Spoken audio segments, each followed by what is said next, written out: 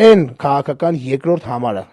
որը միշտ եղել է այլընտրանք ավելի շատ իշխանություններին դիտարկվել, ամենաշատն է դիտարկվել այլընտրանք, երկրորդ անգամ երբեք չի կարողացել կրկնել իր գրանցած արդյունքի գոնե 50%-ը։ Բերել եմ օրինակներ, 96 թվականին Վազգեն Մանուկյան,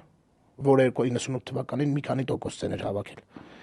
2003 թվականին 98 թվականին Կարեն Դեմիրճյանին համեմատել է, որտեղ Կարեն Դեմիրճյանը հայտնի իրադարձությունների պատճառով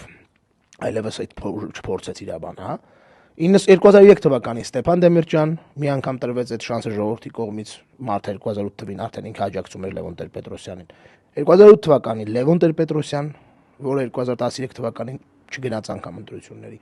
2013 թվականին Ռաֆի Հովհաննիսյան, որի ռեյտինգը միանգամից բարև Հայաստան դաշինքով, որը խորհրդաբան էր, քաղաքապետի ընտրություններ էր, այդ մարդը չկարացավ հավաքի այն ձայների կեսը, որ հավաքել էր նախագահական ընտրություններում։